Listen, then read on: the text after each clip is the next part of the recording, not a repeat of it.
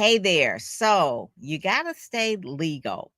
And one of the things that you need always on your team when you're running a business as is a good attorney, especially in the age of a lot of intellectual property being stolen, ripped off, trademarks,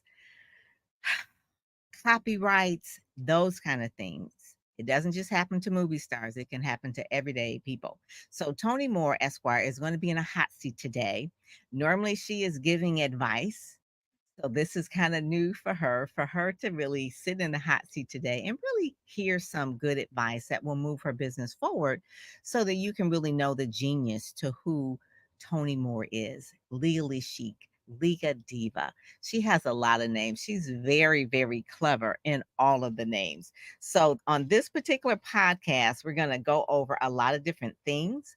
But the main thing I want you to get out of this is to know about Ready, Set, Go, Speak and how we go over these things every single week, actually every day, about how to really get out there and get known. Because getting out there, getting known, having people know your brilliance, attracting your ideal customer, your dream customer is really what it's all about. But if you have a message that's not clear or your brand isn't really polished up as much as it could be, you could be really doing yourself some disservice. So every week, Lindsay and I, we will go over in a hot seat with our Ready, Set, Go Speak community. They're going to be joining us as well. Some of them will come up on the hot seat as well and ask questions of Tony as well. But she is an attorney that is brilliant. So I want to just put that out there so that you know that, oh, we're bringing up people that don't know what they're doing. No, she totally knows what she's doing. I mean, you want one of the best attorneys around. She is the one. When we had our Speak, Sell, Shine, she was the one that I'm recommending to people all the time. She helps you CYA, right? Cover your behind, right? On those type of things. So I'm going to really bring up everyone. I'll bring up Lindsay first, and he's going to give us a little bit about background about who he is, and then I'll have Tony kind of like explain a little bit about what she does. Now I'm so excited because Tony goes next week. She's going out of town, she's going out the country, she's going to Paris, but she made time to do this today. So I want to just really bring her up and let her tell you a little bit about what she does. But I want you to make sure that you go to Ready, Set, Go, Speak. Check that out, because you'll be like, well, what is Ready, Set, Go, Speak?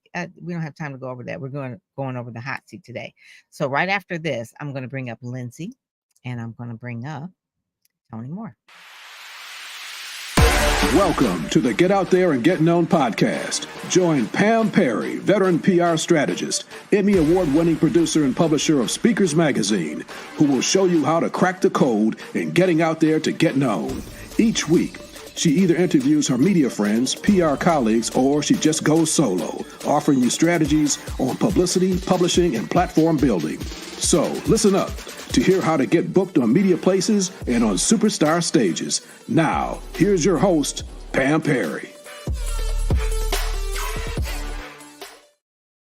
Hey there, like I promised, I'm bringing up Lindsay. There you go. There you go. Hey there. Hey, Pam.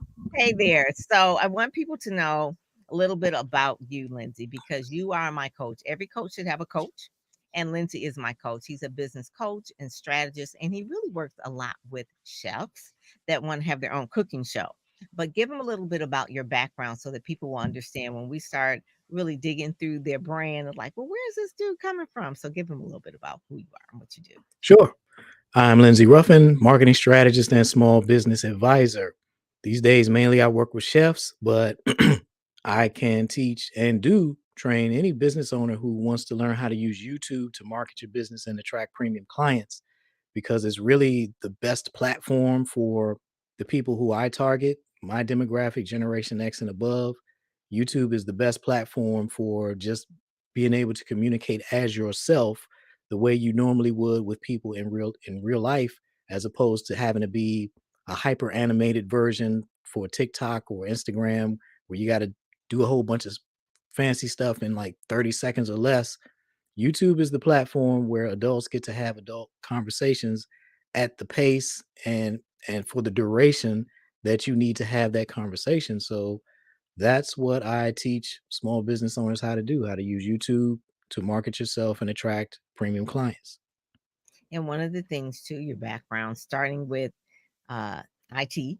So you're not afraid of computers, photography, as well, video editing. All you're like a lot of computer stuff, geeky Well, stuff. Like, I yeah, mean, you're picked trying to up a talk few me skills into along the way. eCam. Yeah, yeah. So you try to talk me into eCam and that kind of thing. I was like, okay, we got a lot of tools. I said, Lindsay likes a lot because he grew up, not grew up, but really he is his first job with computers in the 90s. Okay. So Uh-huh. that's the thing. That's the thing. So you know computers and you love computers and all the new things. So when you say a lot that YouTube is a place to be, you really know it because you've been around for a long time around this thing. And so you know a lot about all the different things that people have tried. Remember Vines? Remember people were doing Vines for a Yeah, long time? yeah. And Vine, that Periscope, all that oh my stuff. god, Periscope. Remember? Oh my god. So I see some of the people. Eva joined us too. She's backstage. So I see Eva back there. She's part of our Ready Set Go Speak community. Tony is still getting ready. She's still in the green room over there. Okay, she's ready. All right. Welcome, Tony. Welcome. Hello, hello, hello. Hey there. So let everybody know a little bit about your background as well, in terms of where you started and how you ended up where you are now, right now. So I'm actually from Harrisburg, Pennsylvania. I'm one of 8 girls. My mom was married 3 times, a domestic abuse survivor. And as a child, I always felt like we were the oddballs out because it felt like she was the black sheep of the family, and we couldn't really get it everything right, right? So it was always in me wanting to her to be better, to be stronger, to be braver. And I would I would pretty much give her coaching. We didn't call it coaching. I was just bossy like that. And I would try to budget her food stamps so that we didn't have to go to the food bank. So when I went to Milton Hershey School, I heard about this thing called lawyering because they didn't talk about career day in the projects. But when I got a chance to go to a school, and it just felt right, I liked it. And so immediately by the 10th grade, I knew I wanted to be a lawyer. I went to the Milton Hershey School. So my teachers pretty much coached me. We didn't call it coaching then, but they pretty much were like, Tony, you're smart. You should go to college. And I was just like, we don't have any money because we're on welfare. But they coaxed me into going to college. And so I went from the projects to the University of Penn and Ivy League school. And I pursued being a lawyer. And when I went to law school, it just felt right. Like my voice could be heard. I felt like I could right some wrongs. I hated being bullied. I hated that my mom was bullied. So I was like, yeah, I'm going to be a family lawyer. I did that for about 7 or 8 years. But then I Okay. got into, I wanted to be like the next Johnny Cochran. So I got into trial attorney work. But it wasn't until I stumbled into Primerica Financial Services, if you've ever heard of it. And I was like, wow, no one ever talked to people about like the financial game. I call it the wealth building game now. No one really talked to us about that. And then I stumbled into entrepreneurship and I was like, oh my God, the whole time at Primerica, we're talking about mutual funds, assets, investments, buying term and investing the rest. But it wasn't until entrepreneurship when I realized that no, the biggest asset that we can invest in is ourselves and our businesses. And then I got into entrepreneurship on the legal side, employee benefits, because a lot of us, if we're going to be millionaires, we get it from our employee benefit side. And I was just like, for me, I'm just like, I just want people to know the legal rules, not to run away from it, because all the whole time I was still always in litigation. And I tell people all the time, no matter what the fee is, it's still cheaper than litigation, with regards to it. And I just have a heart to help because as a child, I felt like nobody really helped us. They patty caked us. But so for me, I'm such a results oriented driven person. And Mm-hmm. I also love this thing called law because I realize when people get the legal right and the nuances, then one, they get a chance to strategize. It's not just paperwork for them, it's just strategy that they have that they can now use law as sword and shield. And all of it is working together for my good with regards to it. So now my law is the asset that I use, that I leverage to help other people appreciate that they can too change their outcomes, change their income, and actually to be a better version of themselves. So one of the things on your form that's really good is that your biggest challenge right now is serving your ideal clients at three unique levels without undervaluing yourself. I Mhm. read this on your form and I wasn't really clear what that meant because I was like, I don't know what the levels are. Mhm.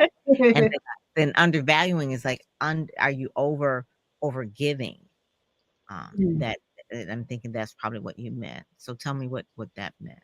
So I have like three levels. My heart is with the entrepreneurship because I know in their heart of hearts, most people are jumping into entrepreneurship because they want to they want to do better. They want to have more. And I Mm, think at least like 40% statistically of people need some side hustle so that they can make ends meet. So and I know a lot of people jump in and they have like partners and they start businesses and they don't know the legal side and then they get their assets jacked up, right? mhm, So okay. that's my heart. But I also know there's another set of clients that I get a chance to help and they've already created 6, 7, multiple 7-figure businesses. And now they're at another level where they're not necessarily going to go to a law firm that's going to charge them $20,000, $30,000, $50,000 a month, but they still need the law because law doesn't care if you don't have money. It's like you got to respect the law, right? Respect the legal side of everything. So I get a chance to help those individuals in my client side as well with regards to the business and the formation and the regulatory compliance, but also reminding them as a former divorce attorney, don't skip the legal, because if there's ever a entanglement, financial entanglement, or a business divorce, it could be so messy and it can be very expensive. And Mhm. then the third level is I did employee benefits for almost 20 years, compliance on the regulatory side. So sometimes what I would try to do is to bring the regulatory compliance, Tony, into the entrepreneurial space. And most people are like, dude, what's an adoption agreement? Mm. So So where does the biggest check come from? That's always where I try to the middle. that's what I thought. It's in the middle.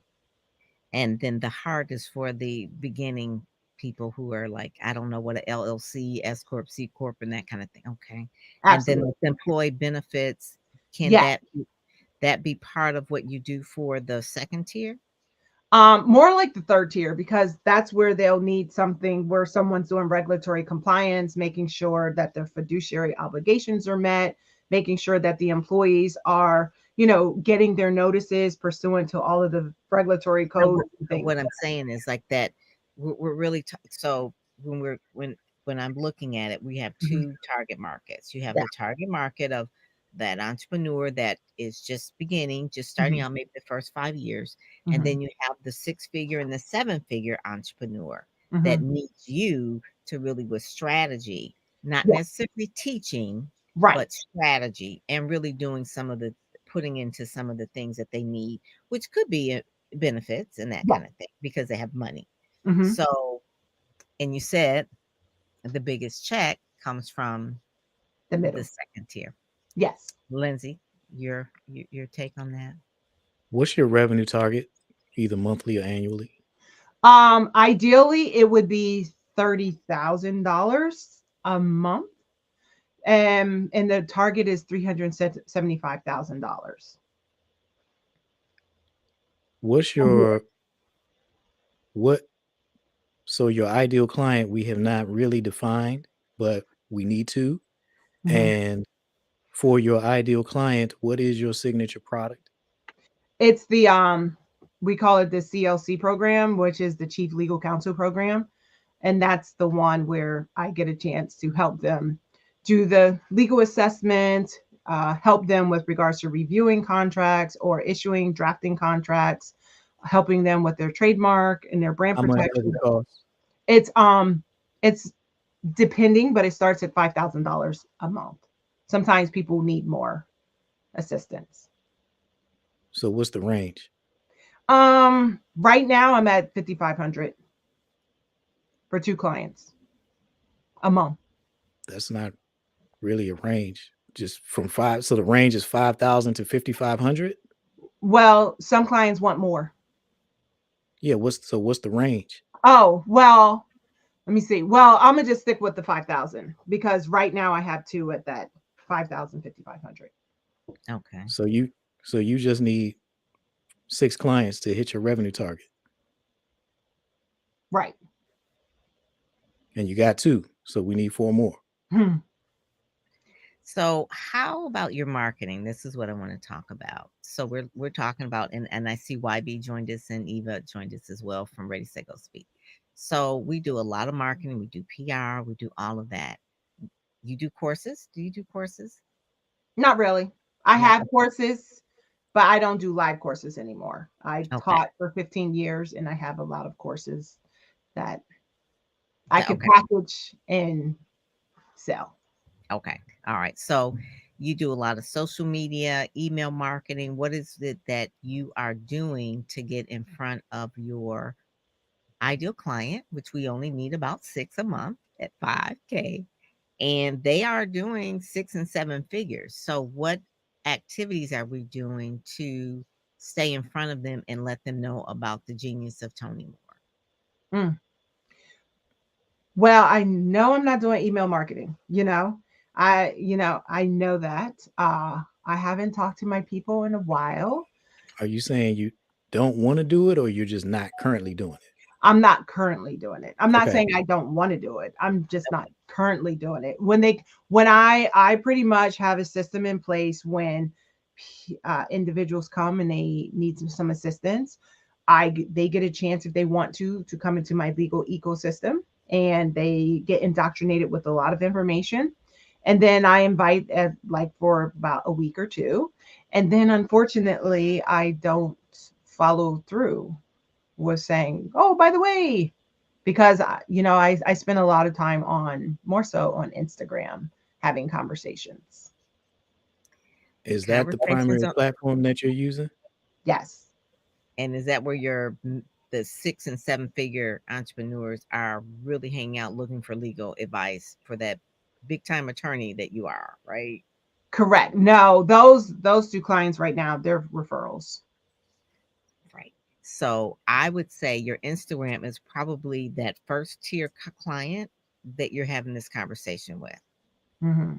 Got about, it. like, you need to trademark that. You need to have a da da da da da. You need an LLC. You're Mhm. having these conversations that, how do I say this in a way that's nice? That is really, it's I'll say below it. your pay grade, right? Because they can't afford what so they're gonna get they're trying to get the free information from you, Tony. And Mhm. you just need 4 more clients at 5, but don't So Pam has frozen for some reason, but I It still was see. fabulous. Yeah. So, yeah, what she's saying is don't be on Instagram because the people who you're targeting, that's not where they're going looking for your level of service. Mm, I would say you need to be either on YouTube or LinkedIn or both. That's where you're going to find the clients who have who your $5,000 a month clients. And actually, you can charge more if because depending on what it is you're delivering for 5K a month, you may not be charging enough, which means you can get fewer clients and hit your revenue target. And then, then once you've hit your revenue target, then you're free to do other stuff. But mm, we got Pam back now. So go ahead, Pam. yes, it's cold in Detroit, so I had the heater on as well and the lights. So it's a lot of juice being pulled over here. So what I was going to say is that Instagram is an amplifier. If you are in, I'm just saying, the Business Insider or the Forbes or Inc. or any of the business publications, CEO Weekly, that your ideal client is reading, then you can amplify those other things in social media. That also will work 2 ways. It'll let people know who are what I call maybe the people who will buy your courses mm, know that you're more you're above them. You know what I'm saying? Like they probably can't afford you, but they can afford your course. But you're having these DM conversations with people that really aren't going to do 5,000 and above to hire you to do the things, the benefits, and all the other things that you do. Doing a trade, filing a trademark is how much money? Just generally, just generally, if you were to take all of that and do a trademark for someone, what will be the net cost, roughly, Well, I don't know about the net cost, but usually it it goes for about $1,500. and up? Oh, about, yeah, and up Yeah, depending on what they want. Because yeah. sometimes people want more classifications or more trademarks, and that's how it And goes up. you know all this. So before you were started your own Tony Moore, your legal diva company, what company did you work with and what did you primarily do? Were you working with IP? You were IP attorney? No, I was a litigation attorney arguing. I got into IP because um I do music law, and things of that nature. And I actually, when I stumbled into the entrepreneurial space, I tried to get one of my friends who was at another law firm. I was at one and she's at another. And she said, they don't have enough money for our law firm. She was like, but you're smart. And I was like, but I do employee benefits and I do, nonprofit litigation. She's like, Tony, you're smart. Figure it out. And I stumbled into it because I didn't want someone to get robbed of their trademark. And I Hmm. loved it. And that's Hmm. how that was about 10 years ago. It was about So, 10 years ago. So you're mhm, pretty much an expert in it now. mhm. Okay. All right. So right now I heard Lindsay say LinkedIn, and YB is here. He probably would agree with that, in YouTube. So are you utilizing YouTube at all right now? And how are you using it? No, I'm not at all. But I see you doing some Facebook Lives. Yeah. So what do you mean? I should just parlay the Facebook lives over Well, to it and depends. What are you doing in those Facebook lives?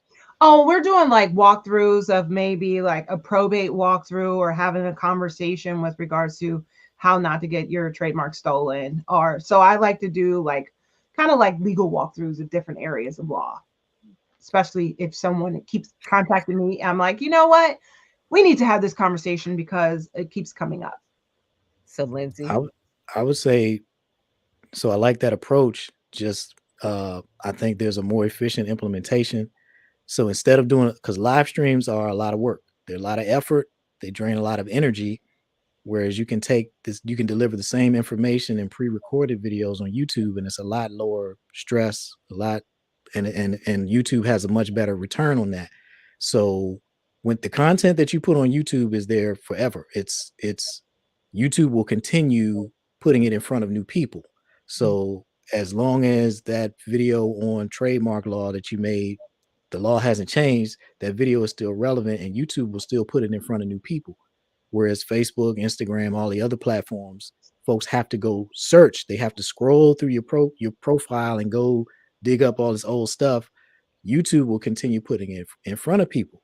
Now, as far as the live versus pre-recorded, you can make a 5, 7, 10 minute video. It could be 20 minutes, whatever it needs to be on a particular topic. And you can record that video at your convenience. You can record it at midnight if that's what works for you.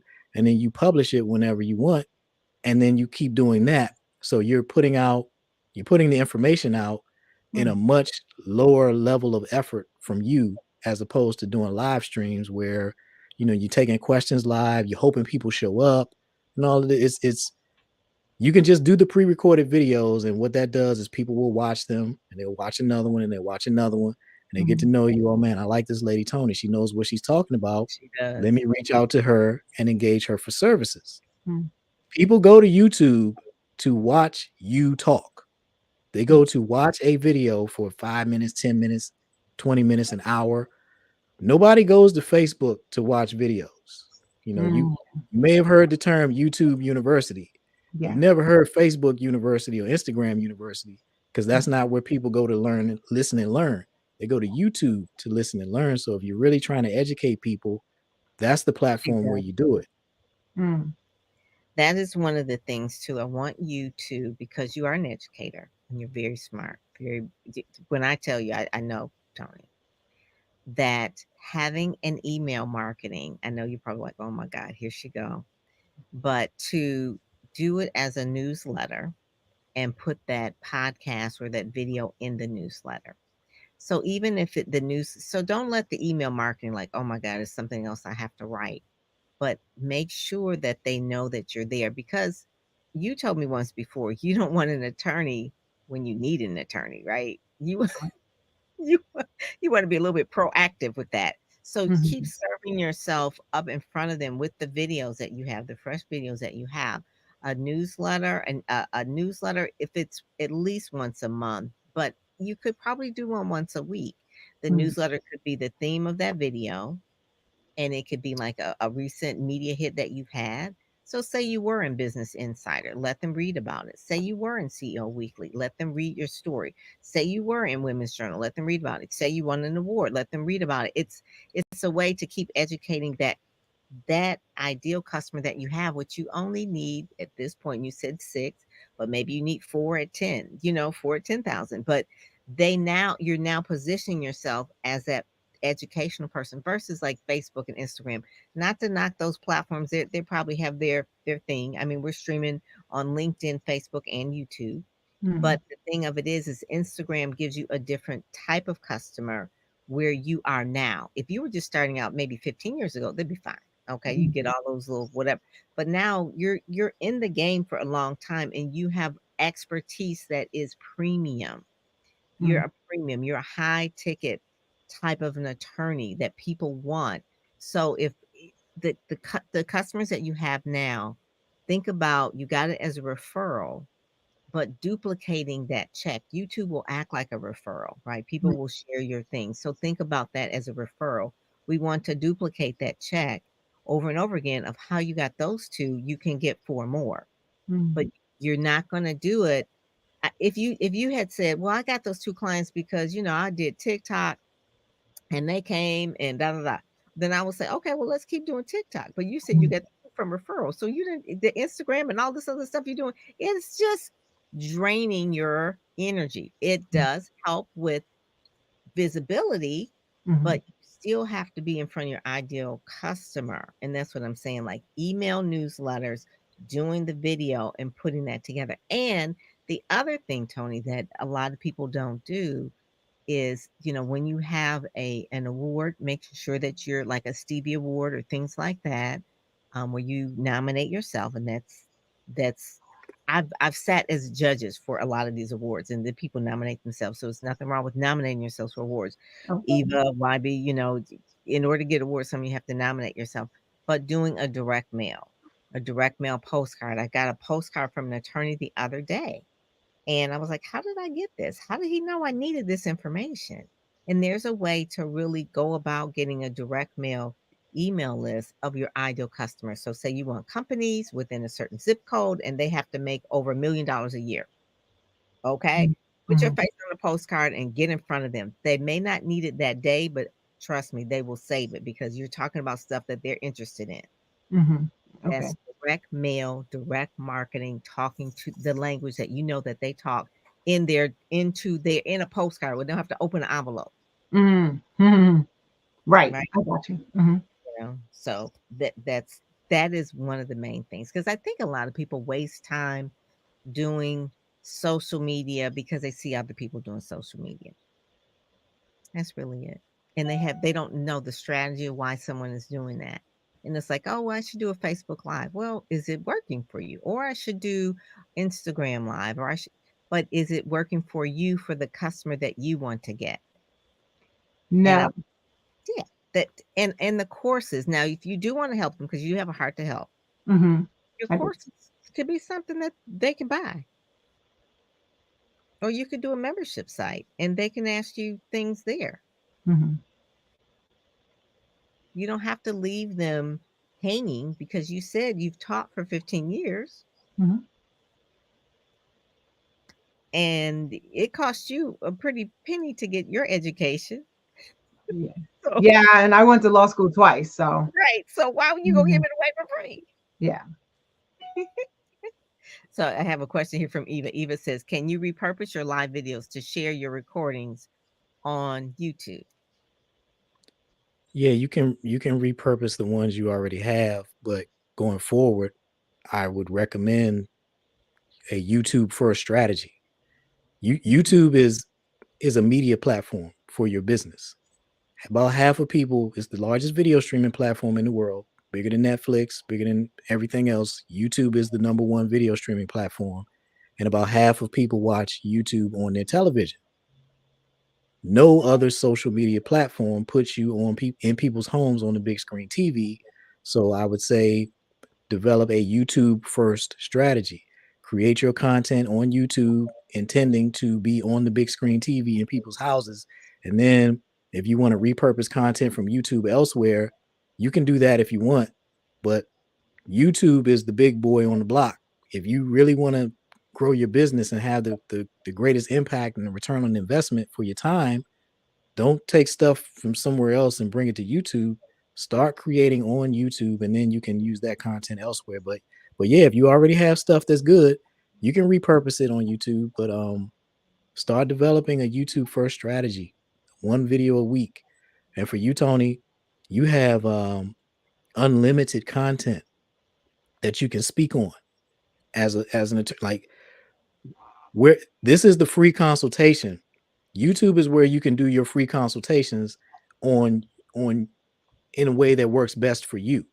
You don't need to schedule free consultations, have an availability for free consultations. You can just refer people to your YouTube channel, and then anybody from, who wants to actually speak to you, they need to pay even for a consultation. If they don't want to pay, then YouTube is where you have all of these videos. This is where your resource is. That is their free consultation. But if they want to get on the phone with you, there's a fee for that. So you should be doing YouTube once a week. That's where you can drop a video that makes people know that it's worth it to pay to have that conversation with you. Hmm. And then as far as email, email that uh video. you're sending that out. You're sending the email every week, not once a month, every week. If you're trying to grow a business, we're gonna talk to people at least once a week. I send 5 to 7 emails a week to my list. And I got 10,000 people and my list grows every day. Why am I able to do that? Because the emails that I send are useful to them. I'm not spamming them. I'm not trying to sell them anything. I am providing information, and I do extend opportunities to get more help, which means you're going to have to pay, but I'm not selling, selling, selling, selling, selling. They stay on my email list and keep reading my emails, and I send out a lot of emails because I'm sending out useful information. As an Mhm. attorney, you have the ability to do the same thing. Mhm. Mhm. Where else am I going to be able to get this free legal advice? So even if I don't need it right now, I'm saving these emails from Tony because every time she sends me an email, there's something good in there. Either I know that's true because I experienced it, Mhm. or she's describing a situation that I'm in currently, and she just told me to take this right instead of taking this left that I was about to take, and she just Mhm. saved me from a whole bunch of trouble. So this is how you have the ability to send out emails, and a lot of them that people will Mhm. want to receive. So we're not going once a month. We're going once a week and maybe more than once a week. Because again, if you're trying to grow a business, once a month, you're giving yourself 12 opportunities. Once a Mhm. week, you're giving yourself 52 opportunities to get in front of your ideal client and explain why you're the attorney for them to hire. So one video a week on YouTube, and for now, one email a week, and that may go up at some point. So with the Ready Set Go Speak, one of the things that we're doing right now is the pitching. The pitching, whether you're pitching for a pitch contest, pitching media, pitching for business, you're pitching. So we are used to pitching. Getting really clear on that pitching is really important. So in the Ready Set Go Speak community is a courses in there, and then we also too we're practicing with each other. The pitch that I see that you probably did, and I'm gonna read it to you and let me know if this is how you explain who you are.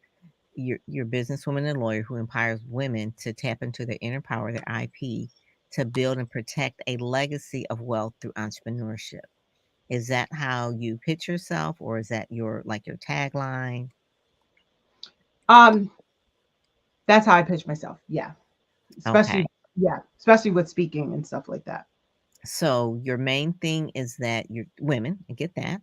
Mhm. And the IP, their inner power, it's also play on words, intellectual property, that kind of thing. So they hear that, and then you kind of, I'm just trying to get clarity. Then you switch me back over to protect a legacy through wealth.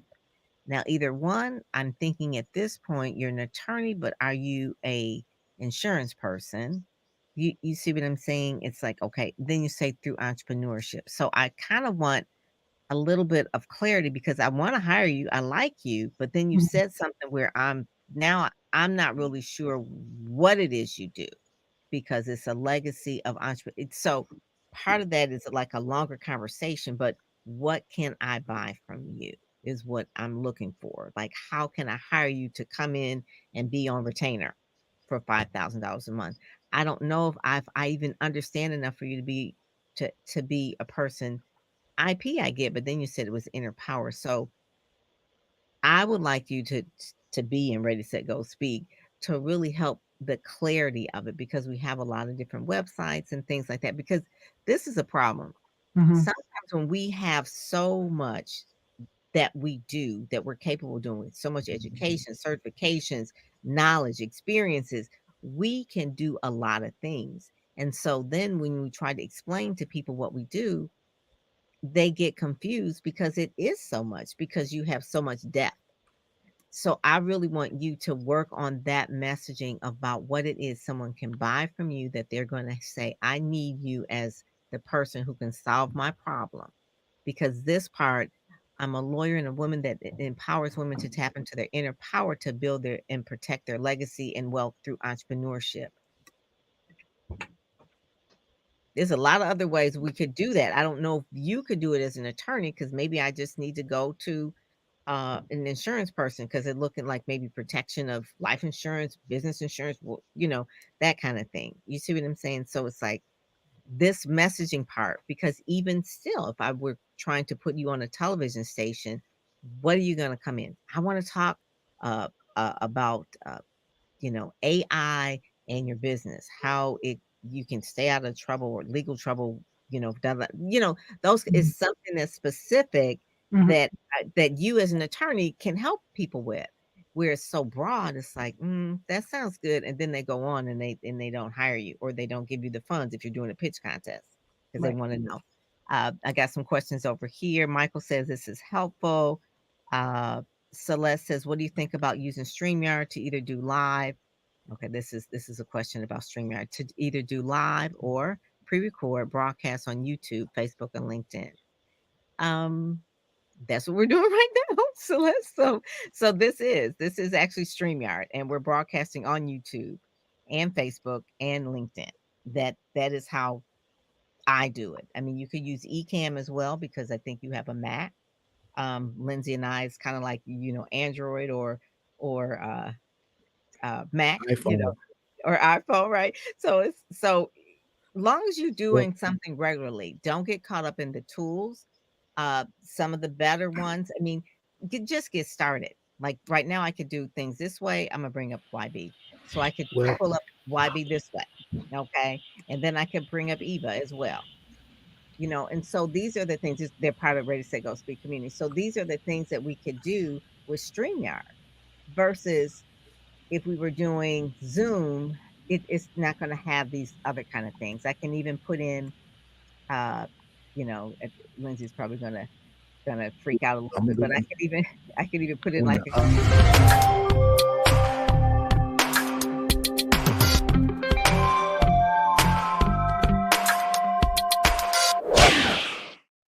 so it's like a Pam. commercial.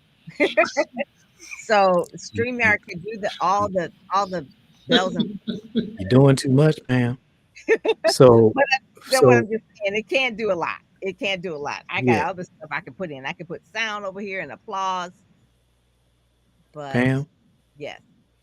The right answer for Celeste is to identify her ideal client and figure out which social media platform is best for reaching her ideal client.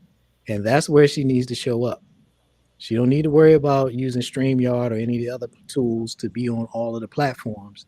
She needs to figure out who is her ideal client, which one platform is the best for reaching them, and focus her efforts there. Because a lot of folks will hurt themselves trying to do what you're doing. You've been in business 30 years.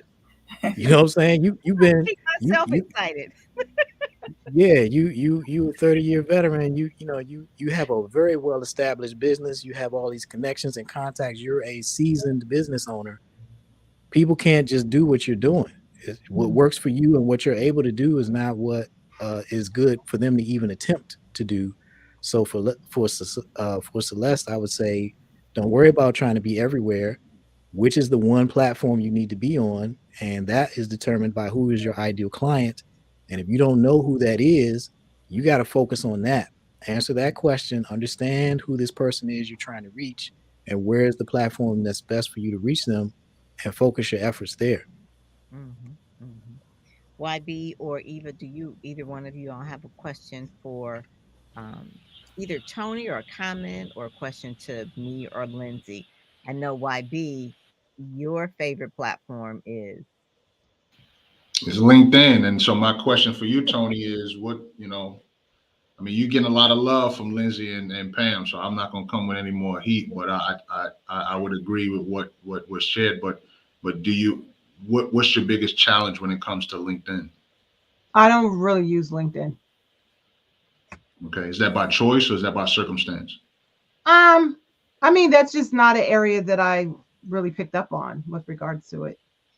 Okay, Like Oh, I started in small business with regards to I was a startup, so I hung out with the author speaker coaches and a lot of them were on Facebook.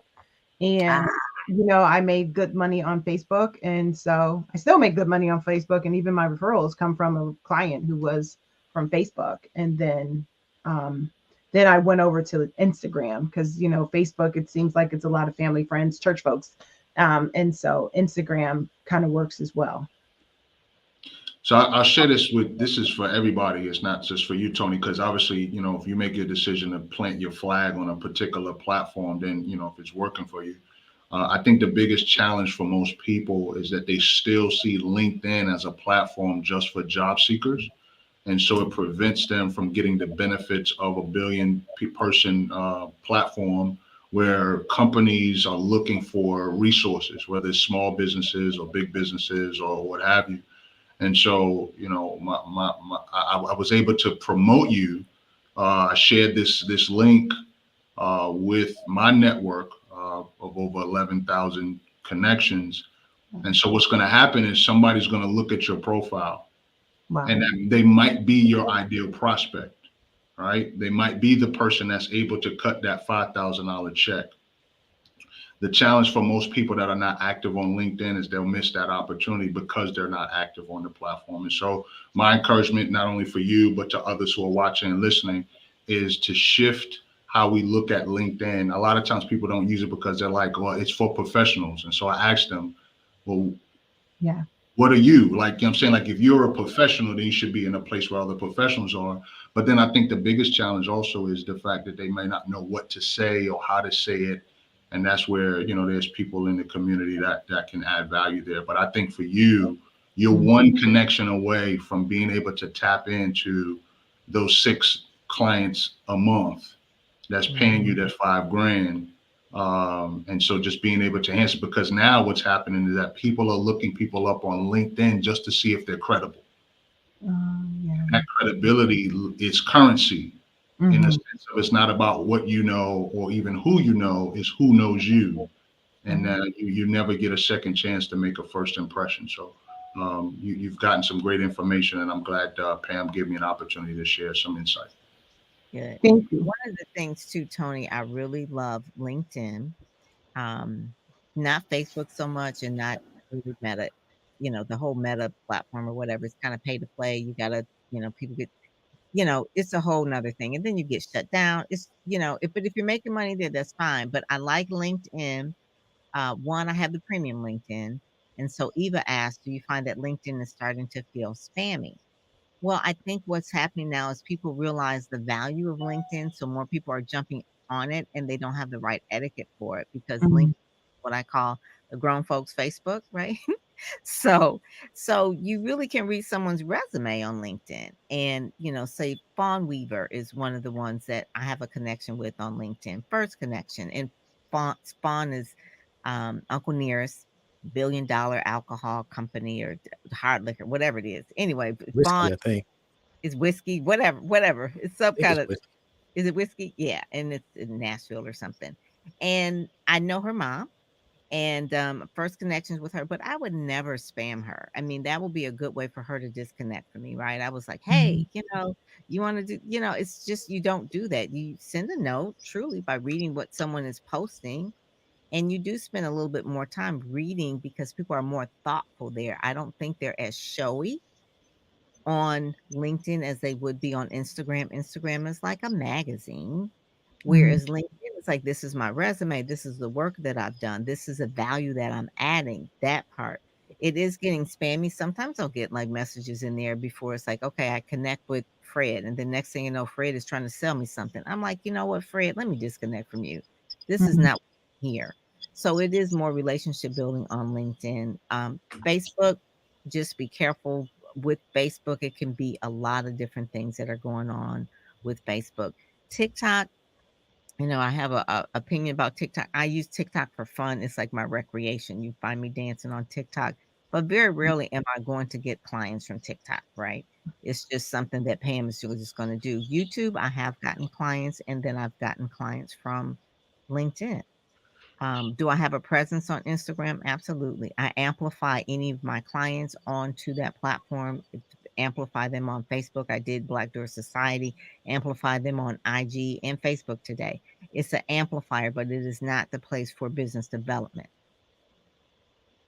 So that's where you are. You're in business development. You want to get to the clients that are on LinkedIn, the presidents of companies, Mhm. major companies. They're not hanging out on Facebook. Like you said, a lot of friends and church members are on Facebook, but the ones that don't really know you, you can, what Celeste said, you can maybe use StreamYard and stream into YouTube and stream onto LinkedIn. Mhm. You can also do audio if you don't want to do video, but the more people see you, the more comfortable they'll be with you as well.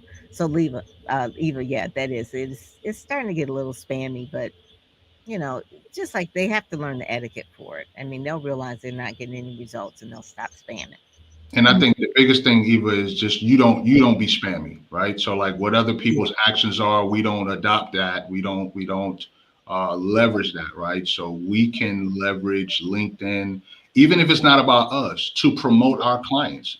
We have to realize that we can add so much more value to our clients than what we're actually giving them for what they're paying for, right? So imagine if we took our top 10 clients and we introduced them to their top clients, right? What if we began to focus on a giving campaign? I remember we did a LinkedIn recommendation challenge. What if we challenged ourselves to give 100 LinkedIn recommendations in 90 days?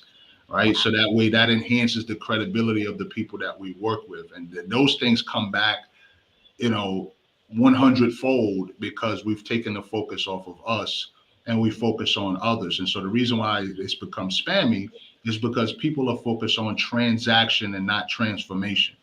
And so Yeah. we just want to stay away from transaction. We want to focus on transformation. And that's why the relationship development play is much more powerful, because when people know that you really care about getting to know them as a person and not what's in their pocket, they'll not only do business with you, but they'll expand your network to introduce you to their top 10 clients in their network that could benefit from what you do. Hmm. And Celeste says, great conversation. LinkedIn is one of the first places I look for info on people I work, I work or consider working with before their Mhm. website.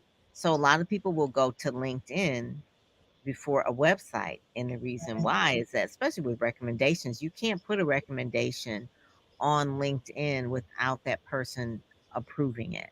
Right? They have to go through their own profile in order to put it up. Whereas our website, we can put anything we want on the website, Mhm. right? I got Mhm. this testimonial, this and that. Whereas on LinkedIn, you have to have gone through it's almost like a review, like a Yelp review. You have to have your own account. So those are the things as well. But I will say media is one of the things where you want to look at where your ideal client, that business owner, what they're reading, what industries they're in, and then maybe industry newsletters that they are reading. And because you have an expertise on legal, say if it's the teacher's industry, I don't know, whatever industry that you you feel comfortable with. Say it's the music industry.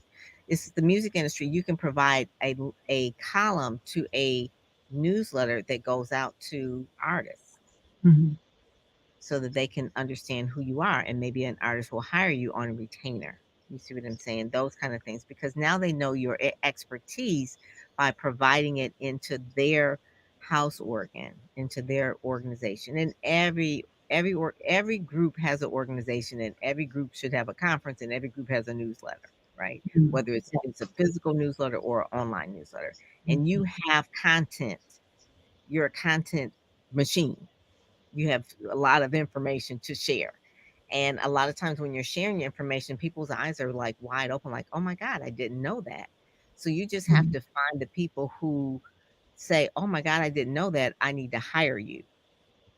That is really it. And by being in the right media outlets where people are actually paying attention to you. And yeah, I mean, you could still be on Instagram and Facebook, but I would reduce the amount of time to Mhm. that and increase it in something else. Increase it on YouTube, increase it on a newsletter, direct mail pieces, media opportunities, even podcasts will help because you have a lot of information that could be a half an hour or so of information. And so those are the places where I would spend the time. And then when you are on the podcast, send that podcast out to your email list, right? And the thing that you said that I didn't tell you is like I think build your email list so that when people do come to your email list that they are actually you're getting their email. And I think I didn't put up your website because you didn't have that yet, but you're going to be putting that up soon. And something simple you can give to them is a tip sheet of how to stay out of legal trouble. Whatever Mhm. Mhm. the top 10 things that people are going to get in trouble with legally. Mhm. That is something that they're going to download from you and then start to follow you. Yeah. What questions do you have, Tony, about marketing? Because you, right now, as I understand, as I hear it, you are not actively going after the clients that you want. They're coming to you via referral. You're not actively going out on a daily basis to get them. And if you want to hit your revenue target, that is what you're going to have to do. So, what questions do you have about how to do that? Well, I mean, in my head, I'm realizing. Well, I already knew that I was tacky. I'm just saying when it comes to marketing and going out and things like that. Um, because I didn't have a marketing strategy, so to speak, or whatever. But sometimes I get stuck because I feel like I don't have like good headlines or whatever. So instead of just saying something like business lawyer says blah blah blah, I'm like I kind of get stuck on like, well, how do I get people from well, I mean, because I'm still on Instagram and Facebook, so from start to stop scrolling when it So, comes to first, legal issues. yeah. So, what Mhm. we're going to do is get off of Instagram and Facebook because those are platforms where people go to scroll, and we're going to go to YouTube, which is a platform where people go to learn. So the first answer is to not try to compete in a platform that's where you're not good. Go go to a platform where you're strong. So your strength is the information that you're going to be able to deliver in long format. That's YouTube. So there's somebody on YouTube searching for it's the number 2 search engine in the world behind Google. YouTube's owned by Google. Somebody's on YouTube right now searching for legal advice. They're not on Instagram searching for legal advice. They're not on Facebook searching for answers to legal questions. They're on YouTube. So go to YouTube. I would also say too, I'm looking at your website here. This is legallychic.com. You have courses. You've got 4 courses: one on business formation 101, nonprofit startup, trademark mastery, and estate planning and trust. You said enroll in our courses today. This right here, I don't know how many modules and things like that are in there, Mhm. but I would say this is information that, for the most part, can be your YouTube strategy, right? That could be your YouTube strategy because you're giving out bite sized information from those courses. and then they can hire you, because it seems like when you're on the YouTube, I mean, when you're on the Instagram and you're on the Facebook, you're really talking to the people who will buy those courses. But Mhm. then they probably don't want to do the work to buy the course. They really want to hire you to do the work, but then you got the course. So what I'm saying is that to for you to showcase that you have this knowledge, this expertise, is to take that information that is in those courses, put it into a YouTube format, let people know who are looking for you that you have this information. They will hire you. The Facebook and the IG people, they may buy the course. I don't know how much your courses are, but are they selling? I mean, are people buying them on a regular basis that will make your financial, goal that you want to have every month? Or is it a struggle? I mean, I don't want people to struggle to try to sell a course when it's like, you know what, you could take that same information and then have someone give you a retainer. Yeah, that was the struggle with regards to, like, I don't necessarily push the courses when I can just do a startup legal packet. Right. But they sell when When you people speak. can't afford it, and they're like, "Oh, I can't afford it." But I don't ever want someone to be like, "I can't afford it, so I'm just not going to be legal," or I'm gonna be vulnerable. And That's then not your problem. that is my That problem. is that is not your problem. You cannot save the world. There's a whole lot of people out here who can't afford you. So what you gonna do? Offer them the course, because the course is the do-it-yourself walkthrough. I mean, it's not me, but But at least but they there's have. gonna be people who say they can't even afford that. Like I looked at one of your websites and there were like different offerings. Some of them were $97. There are people who gonna say I can't afford that. So what you gonna Yeah. do? Well, I mean, then that's not my problem. Well, then there you go. That's what I'm saying. There's no it doesn't you're lowering the threshold for where you say it's not your problem. I'm saying raise it higher to where Mm, but um yeah, you can have your premium offering and then you have your courses that are available for people who cannot afford the premium offering. And if they can't afford that, like at some point you've done all you can do. yeah. Mhm, mhm. And So I what think other questions do you have, Tony, about because you got to start you got to go to YouTube. You're on the wrong platforms for what you're doing and who you're going after. You have to go to YouTube. So what questions do you have? So even like going to YouTube, right? Because it sounds like, or maybe I'm missing it. It sounds like LinkedIn would be the CEOs and people who are retaining legal counsel, but it feels No, like no, not LinkedIn. It's YouTube. everybody's on LinkedIn. The people who you're targeting are on LinkedIn. People who have money and resources that they're trying to protect and grow are on LinkedIn. So don't define a little box and say those are the LinkedIn people and nobody else. Everybody's on LinkedIn. Okay. Everybody who you're targeting is on LinkedIn. But if YouTube is the place to have the conversation, like if I had a conversation on YouTube, then I'd also parlay that conversation on LinkedIn. Yeah, you can so you can talk about take some legal topic and maybe it takes you 15 or 20 minutes to cover it. Hmm. People will watch that video on YouTube. They're not going to watch that 20-minute video on LinkedIn, but you can take a 2 or 3 minute clip out of it and put it on LinkedIn. And some people will watch that and then come over to YouTube and watch the whole thing. Oh, got it. I see. mhm. Right. And Okay.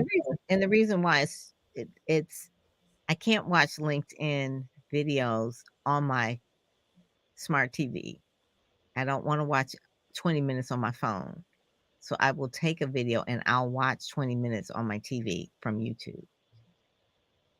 It's like Um, Netflix.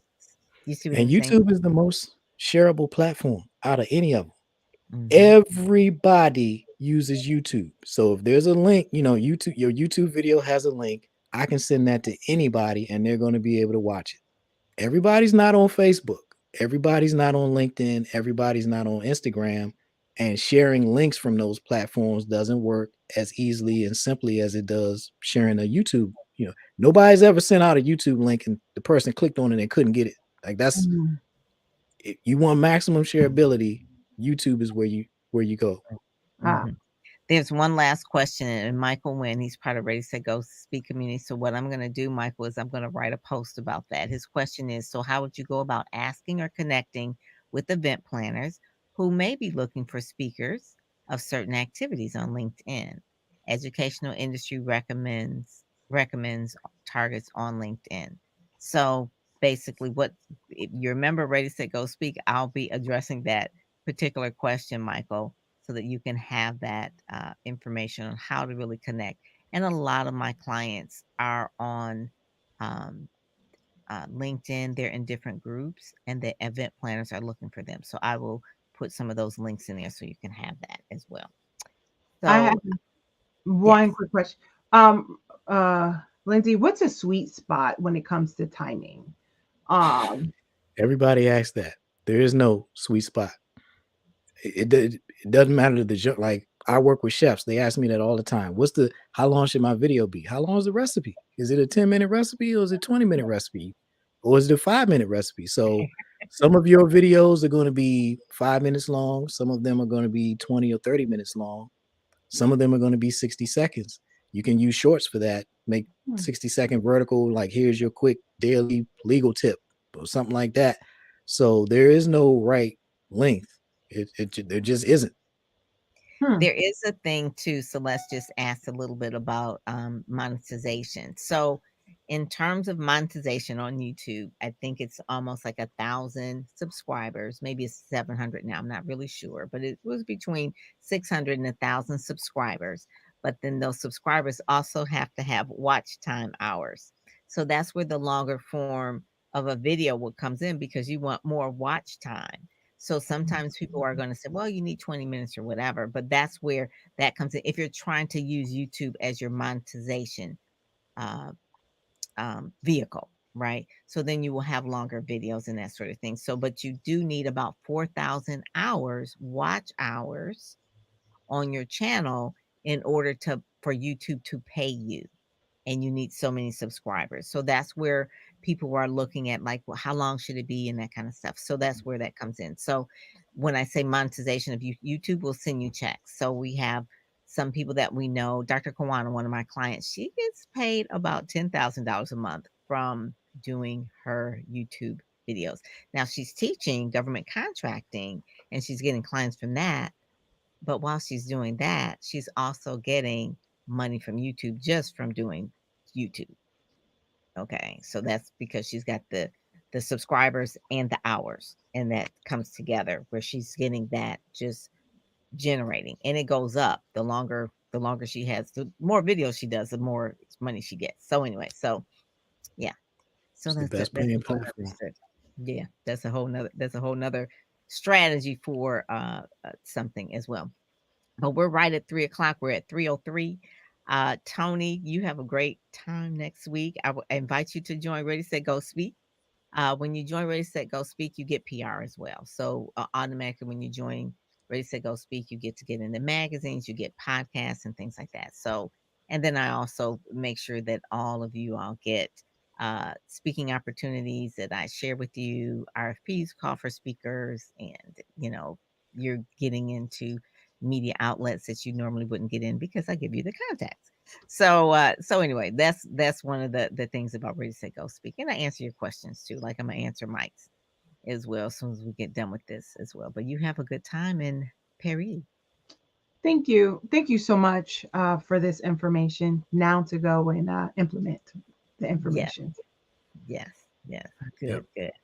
All righty. Well, thank you so much for joining us today, Tony. And I will welcome you over at Ready Set Go Speak. You know we're there. All right. Take care. All right. Bye bye. All right, so that is our hot seat today. Tony is heating up here, but one of the things that about being in Ready Set Go Speak, when you're part of the community, we introduce you to people who could be your customers and your clients, and also to the community. Some people in your community can also be your customer and clients because they get to know you better. So with that, Lindsay, thank you And so much. strategic partners. Yes, More strategic partner. importantly, they will meet strategic partners, people who Yeah. can connect you to your ideal client.